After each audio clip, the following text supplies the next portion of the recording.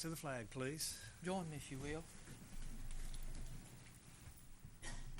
I pledge allegiance to the flag of the United States of America and to the republic for which it stands, one nation, under God, indivisible, with liberty and justice for all. Thank you much. Please be seated. I'd like for our attorney, Louis Vina, to lead us in an invocation, please. Thank you, Mr. Mayor. Let's, everyone, please bow your heads. Lord, we come before you this evening, as always, thankful for the many blessings we have as individuals, as members of family, as members of this community, as part of the city of Morganton, as part of this state and this country. We also come before you humbly expressing our hope that our actions, our decisions, our deliberations tonight, as always, when we're meeting together, will be wise and well thought out and of benefit to the people of this community, to the employees of this city, and to our future. On this particular occasion, we, as always at this time of year, particularly remember that very bad things can happen even here in the United States. We remember September 11th, 2001. We remember, though, not only the horrible tragedy and the horrible impact it had, but the sense of afterward of working together, of coming together, of overcoming terrible tragedy. We ask that you now bless this gathering, and we pray it in your name. Amen. Amen. I'd like to introduce our members of City Council. To my far right, Forrest Fleming, Councilman, Louis Vina, our City Attorney. I'm Ronnie Thompson, your Mayor. Sally Sandy, our City Manager. Councilman Sidney Simmons. Councilman John Cantrell, our Recording Secretary, Kelly Russell, and interpreting for the deaf, Becky Brinkley. So we have a very special presentation of a service pin tonight. I'm going to ask Sally if you'll cover that, please. Oh, that's a special treat. I've got Councilman Simmons who's going to actually do the presenting, but I would like for you to tell something, if you could, about a very special employee. Oh, you want me to tell him something I can or something? We're on TV, just use your discretion.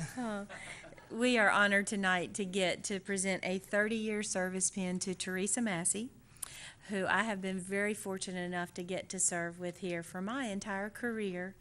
And we have been through all kinds of things together, lots of on-the-job training, lots of experiences, lots of phone calls, lots of fun days, some days not so fun.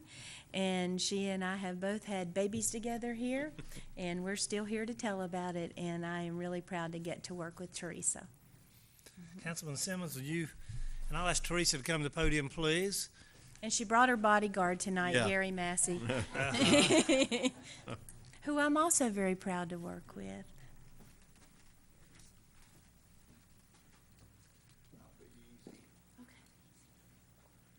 Teresa and I got together a little bit before this, and we did some math. She came to work when she was 9. Yeah, that's right. I can't understand That's that. right. But 30 years, and I've already told her 2 or 3 times, 30 years has got nothing to do with retirement. Just work right on. Congratulations. Teresa, would you like to say something, please?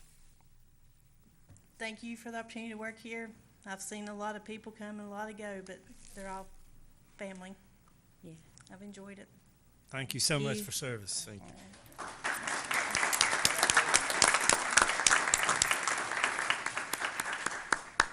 Okay, under public advocacy at CAMA, our City of Morganton Municipal Auditorium, we've got a very special program. You've got a friend on September the 15th at 7:30. Our farmers market are Saturday behind the Old Depot and Wednesdays on North Green Street. We also have a proclamation that we'd like to present right now on Constitution Week. Joyce, if you'll come to the podium, please, I'd like to read the proclamation and present it to you. So the proclamation reads, Constitution Week 2016. Whereas September 17, 2016 marks the 200 29th anniversary of the drafting of the Constitution of the United States of America by the Constitutional Convention, and whereas it is fitting and proper to accord official recognition to this magnificent document and its memorial anniversary, and to the patriotic celebrations that will commemorate the occasion, and whereas Public Law 915 guarantees the issuing of a proclamation each year by the President of the United States of America designating September 17th through September 23rd as Constitution Week, now therefore I, Ronnie Thompson, by virtue of the authority vested in me as mayor of the city of Morganton, do hereby proclaim the week of September 17th through 23rd as Constitution Week, and ask our citizens to reaffirm the ideals the framers of the Constitution had in 1787 by vigilantly protecting the freedoms guaranteed to us through this guardian of our liberties, remembering that lost rights may never be regained. In witness thereof, I fix my hand, the seal of the city of Morganton, Ronnie Thompson, Mayor, Sally Sandy, City Clerk. Okay, now Regent Pat will be speaking. Okay. We're so glad you're here. Well, thank you very Would you much. like to make comments? I certainly would, just briefly, thank you. Thank you very much, Mayor Thompson and the members of the City Council for helping Quaker Meadows chapter, Daughters of the American Revolution, to celebrate this special occasion, the 60th anniversary of Constitution Week. On August 2nd, 1956, President Dwight D. Eisenhower signed the bill which required the President of the United States each year to proclaim the week of September 17th to the 23rd as Constitution Week. The purpose of this observation was to renew the appreciation for the Constitution in this country. This great document, the guardian of our liberties, established our republic as a self-governing nation dedicated to rule by law. Constitution Week provides an opportunity for all Americans to recall the achievement of our founders and the nature of limited government, as well as the rights, privileges, and responsibilities of citizenship. Thank you for helping our chapter to observe this special event in history. Thank you so much.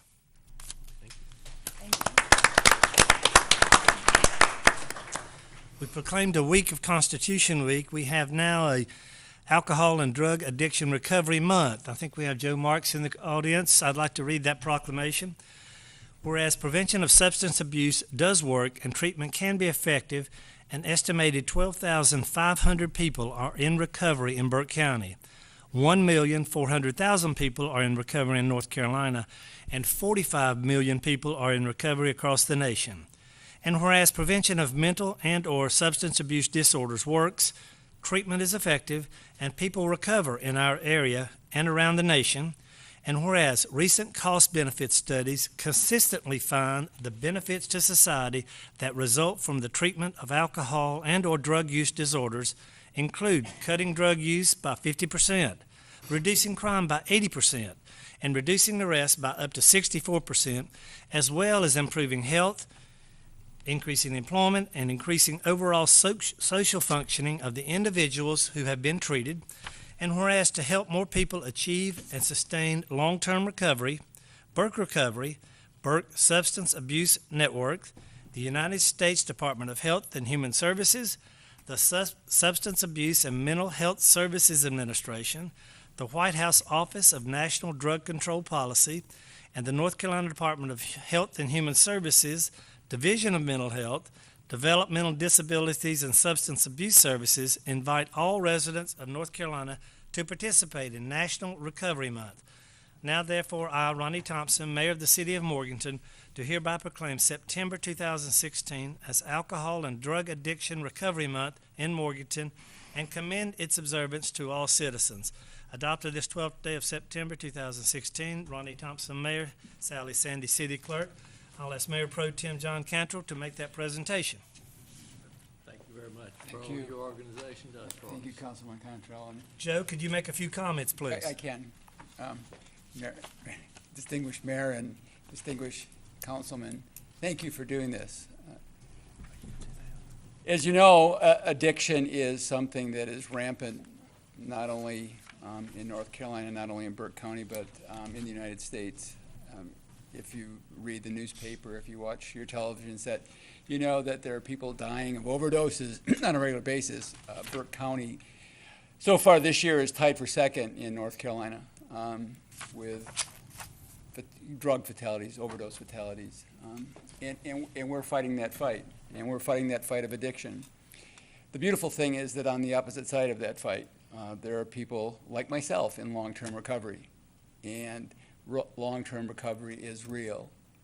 And a lot of us, when we get beyond those walls of what really can be hell, not only for the individual, but for the family and for the entire community, are really productive and active members of society. And so we thank you for helping to break that stigma, because addiction is a disease. It's not a moral failing. And the more people who can know that, the easier it is for them to ask for help and to get into treatment and find that path of recovery.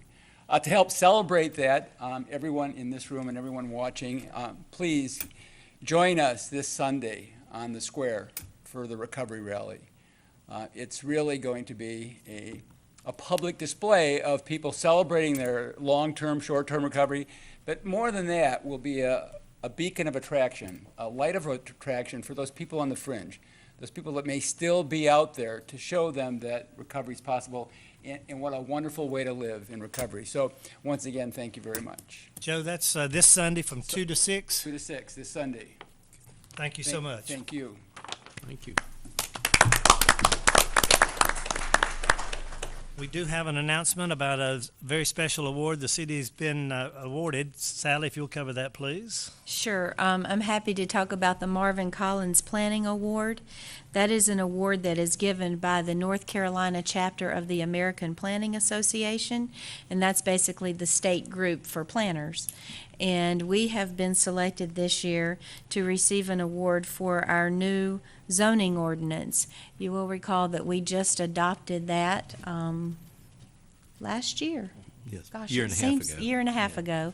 And that is a project that the Planning Commission worked on for over 2 years and worked with the consultant, and the staff here worked very hard on that. The council worked very hard on that, and we're excited to get to be recognized for that document and for what it means about the role that we play in how our city develops and what can happen here. And so we're really proud, and we will be accepting that on Thursday in Asheville at the Planning Association's state meeting. Thank you, Sally. I'd like to announce we are going to hold a city council workshop Monday, September 26th from 11:30 to 1:30 at the Community House to discuss any innovations, renovations, expansion of the Community House. So that award, that notice will be given out. Council will send that public notice out so that we meet all those requirements. On a personal note, I'd like to thank staff and volunteers for this past weekend. Sharon's group, 200 plus volunteers that helped. Got really good comments from the public that I met, and I think it was a successful event. Can't do anything about the hot weather, but it didn't rain and it didn't lightning, so that was good. I'd also like to thank the utility department and other city employees who came for a small emergency, I guess, this past week, and they did remarkable in recovery, and the different businesses that were affected were real appreciative of getting the power back on as quick as they did. So thank the city staff and all the volunteers who make things happen in Morganton. So. We appreciate that. For those of you who don't know at home, we had a significant explosion in a substation, and a lot of our customers without power, and this was on Thursday afternoon, get my days right, at the same time that, of course, we were working to try to get the festival set up and the rides and those kinds of things. As luck would have it, about midway through that power outage, we also had a car that had an accident, clipped a utility pole in a different part of town that took out power to that part of town, and that had to be restored. And as luck would have it, because things come in threes, we also found a deficient electric vault in downtown behind businesses on one of our major blocks. And so the guys came in after they did the other emergencies and did that in the early hours of the morning so that would last throughout the weekend. And all the city crews work really hard to provide good service and to do great things like the festival. It's just that electric had more than their share last Thursday, and we thank them for that. Thank you, Sally.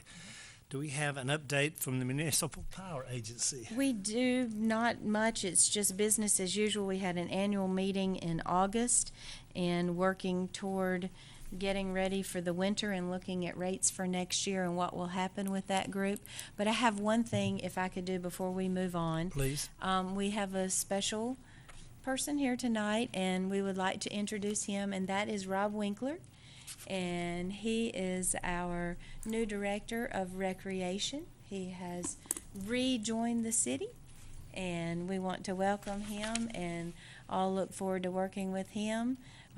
Make him come up here so everybody can see him out there in TV land. Yes, and we are really excited to have him. All the while the festival and those activities were going on, we had lots of activities at Catawba Meadows for the weekend and other things too. We did. First of all, Mayor, Council, thank you. I appreciate the opportunity to be here. I appreciate the opportunity to be hired back to the city. It's a great place to work, a great place to live, raise a family. My family and I both are all looking forward to coming back and moving back to the community. Well, Teresa already left. I was going to make a joke about her when I worked here at one time, but I won't. She's gone now. So, but I really enjoyed this weekend getting back with the festival. Came up and worked with the guys cleaning up. Saturday night we left about 2 a.m. So I'm real proud of my crew. They got in and got the job done, and great festival. Enjoyed this weekend and looking forward to things to come. So I'm hoping we can build on what we've got going here and progress in the future and make you proud of us. Thanks, Rob. Thank you. Good to have you. Next is our consent agenda. Several things, Sally, if you'll update everybody. Tonight, our consent agenda includes 10 individual items, and the staff considers those to be routine. Would ask that you consider those in one motion unless somebody wants something taken off and discussed separately. For those of you viewing at home, those 10 items are the regular meeting minutes from August 1st, tax releases in the amount of $414.90, 2 budget amendments to receive funds from insurance claims in the sewer fund and public safety. Also, a budget amendment to receive a private donation of $1,500 to our K-9 program. The award of a contract for the purchase of a Kubota refuge collection vehicle, which are our vehicles we use to collect backyard trash. A purchase of a dump truck under state contract for $36,883. Award of a contract as budgeted for $183,000 for sewer line cleaning and root removal in our Bethel sewer basin. A reimbursement resolution allowing us to purchase in-car video cameras for the public safety cars we'll be buying later this year. We are doing this to take advantage of an early discount and save about $3,600 on that purchase. And then a resolution that is reconfirming our ability to enter into mutual aid agreements with other law enforcement agencies. Do any council members wish to remove anything from the consent agenda? Seeing none, do I have a motion to approve the consent agenda? So moved. Approve the consent agenda. We have a motion and a second. Any discussion? If not, all in favor, please signify by saying aye. Aye. Motion passes unanimous. Under new business, we need to have a public hearing, and I'm going to call that now. Call the public hearing to order to consider amendments to the Development Incentive Grant Agreement with Alpine Mill, LLC. Would anyone wish to speak concerning this Development Incentive Grant Agreement? Okay. Close the public hearing. We need to take 2 actions concerning this. One's a motion to confirm the requested amendment is in compliance with the Morganton Mission 2030 goals and objectives. Do I have such a motion? So moved. Do I have a second? Second. Any discussion? All in favor, please signify by saying aye. Aye. Next, I need a motion to amend the Development Incentive Grant Agreement among the city, Burke County, and Alpine Mill LLC for 109 East Fleming Drive, which is the old Drexel Plant 7. Do I have such a motion? So moved. Have a second? Second. Any discussion? All in favor, please signify by saying aye. Aye. Motion passes. Okay, in other business, we have to have a consideration of award of a contract for the classification pay study. Sally? This is an item included in this year's budget. Russ Scherer, our HR director, has gone out for proposals to seek professional groups that can help with this pay and classification study. We have not had one of these done at the city for 12 years, so ours is a little stale dated now. Russ received 3 proposals, vetted those 3 proposals, looked at those for who could provide us the service that we felt like was value for our money. Would recommend that you consider awarding that proposal to David Hill with the Piedmont Triad Regional Council. He is an individual that knows an awful lot about HR and local government in western North Carolina, comes with solid references, and also has a reputation for understanding outstanding customer service. And we feel like he is the one to do this work for us. The negotiated price is $30,475, and that is under the $40,000 included in the budget. Sally, when would this start? If we Almost approve it? immediately, like in the next couple of weeks. Try to wrap it up by?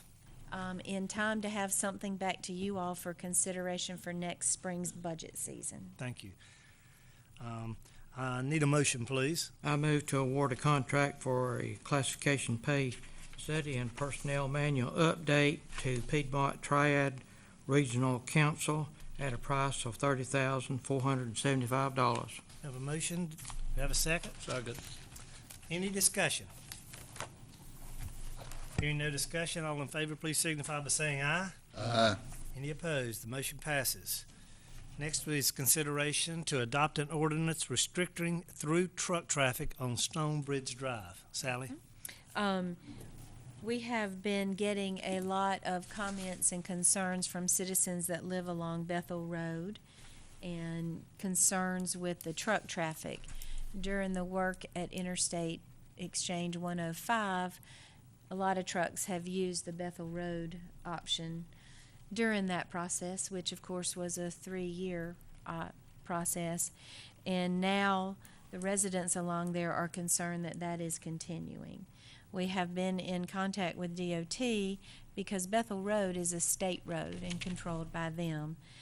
They have indicated a willingness to restrict truck traffic on Bethel Road, and they would be willing to restrict it on Bethel Road from the interstate all the way down to the intersection with Sterling Street if we would restrict truck traffic on Stonebridge Drive, which is the cut-through road off Bethel over to the bypass.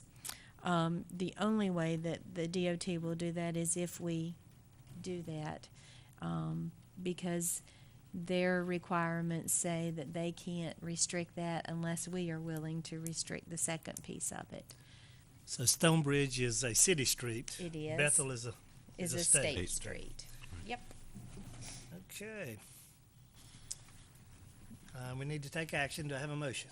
Since it's in my district, Mr. Mayor, I think it'd be appropriate that I probably make this No problem. motion. I move to adopt an ordinance prohibiting large truck traffic on the entire length of Stonebridge Drive. Second. We have a motion and a second. Any discussion? Yes, I'd like to comment on it since Please. it's in my district also. If you have driven on Bethel Street, Bethel Road, anytime recently or even prior to the recent repaving of Bethel Road, and you've met an 18-wheeler on that street, then you probably experienced a little crunch, maybe as being a driver, because it's a reasonably narrow street, and I feel that this would be a very good idea to restrict 18-wheeler and large truck traffic on Bethel Street and Bethel Road. So I'm very much in favor of it, thus being the reason I made the motion. Any other comments? All in favor, please signify by saying aye. Aye. Any opposed? Motion passes. And can I just say that now, so everybody is clear, we will coordinate this with DOT because the signage and what happens will need to be coordinated with them. So we'll get it done as soon as we can work out the schedule with them. Next on our agenda is consideration to award a contract for the construction of fiber optic cable from the city head-end to High Peak Mountain. Sally? You will recall that we have been working on this now for a couple of years.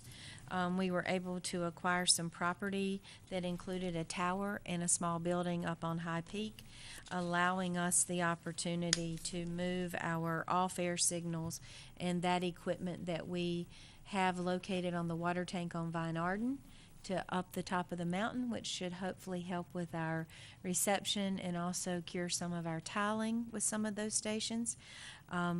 Ongoing, in order to do that, we need to hook back to the head end with some fiber optic lines.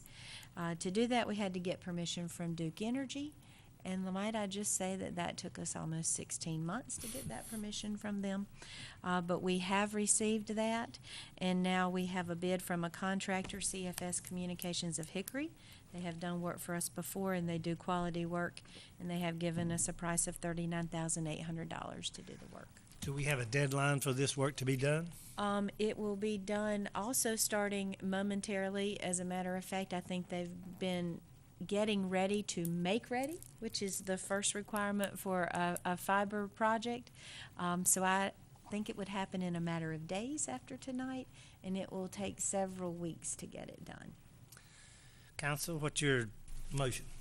Motion to award a contract to CFS Communications for $39,800 to install a fiber optic cable from the city head end to High Peak Mountain. Do I have a second? Second. Motion and a second. Any discussion? All in favor, please signify by saying aye. Aye. Motion passes. Our next consideration would be alley encroachments behind 113 and 117 East Union Street. Sally? And I believe Louis is going to take Louis. that. Yeah, that's fine. Yes, Mr. Mayor. This is a somewhat unusual situation. We've done a lot of sidewalk encroachments. This is similar to that, except it's an encroachment into an alleyway.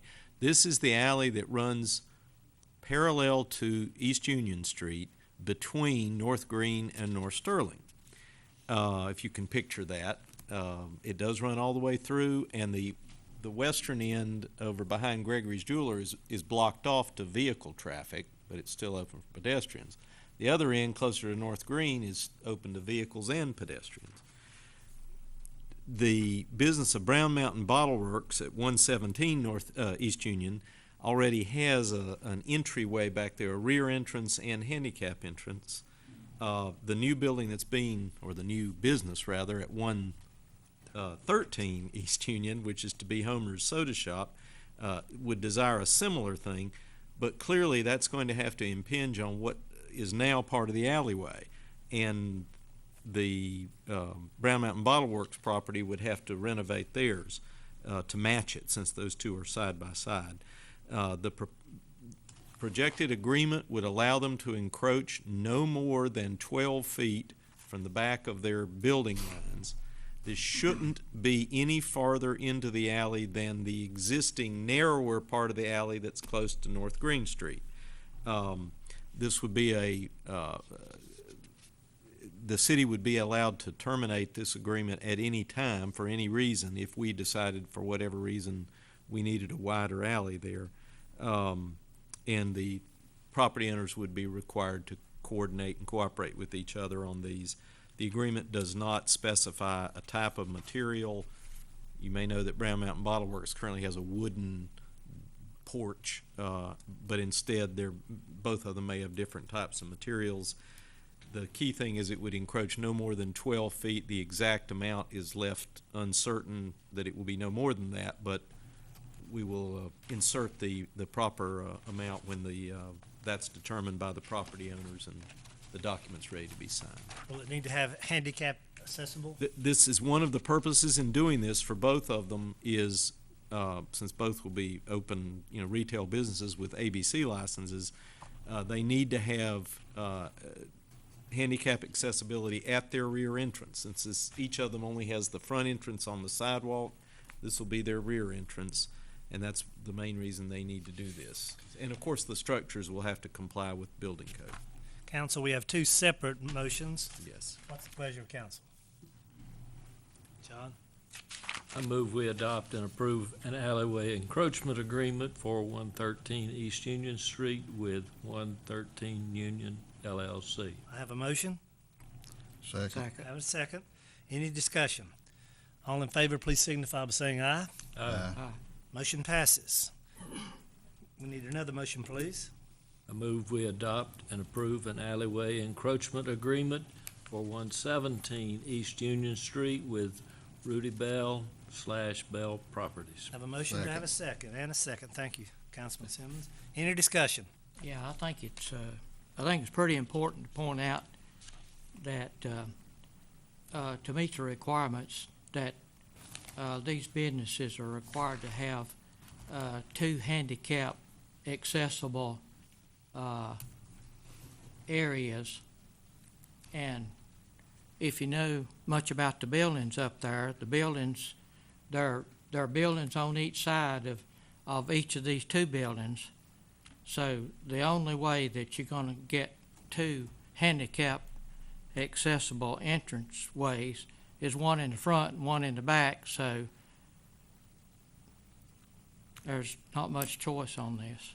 Okay. And I would also note, that, of course, it's part of the agreement that these encroachments will not impede the flow of traffic, the existing flow of traffic along this alley. Any further discussion? All in favor of the motion, please signify by saying aye. Aye. Any opposed? The motion carries. We have a notice for boards and commissions. Sally? It's a 30-day notice. We have received a notice of resignation. You've seen it in your packets from Patricia Williams, who has been a longtime serving member on the Board of Adjustment, and she will be vacating that position. So we're looking for anyone who's interested in serving on that, and you would do that at your next meeting. It would be for a term that would expire in June of 2017. Where can they pick up an application? From Kelly Russell. Thank you. We have Or online. Or online. Thank you, Kelly. We do have one more consideration of a resolution that came up since our package. Sally, I'll let you cover that, please. We do. Every year for the last, I don't know how many years now, 7, 8, almost 10 years, we have been applying for an NRA grant each year, and that is for supplies at our skeet range. The NRA grant allows us to provide weapons when we need to replace our guns out there, and also for skeet for our youth and our women's shooting programs, and we would like to apply for that again this year. The application is all done online. We need a resolution allowing us to do that, and then we will run that through our budget. Do we have to have any match for this grant? We do not. No required match, 100% grant, and we have been very successful over the years. We've received, I put in the summary between 5,000 and 15,000. Mike Krotz reminded me today the first year we got 3,500, but since then we've always gotten a little bit more than that. What's the pleasure of the council? I move to approve a resolution authorizing the City of Morganton Recreation Department to make application to the Friends of the NRA Foundation for a grant for the development of youth and women's shooting. Do I have a second? Second. We have a motion and a second. Any discussion? All those in favor, please signify by saying aye. Aye. Motion passes. Is there anything else council would like to bring up? If not, we stand adjourned. Looks like a winner chicken dinner. That's pretty good. 37 minutes.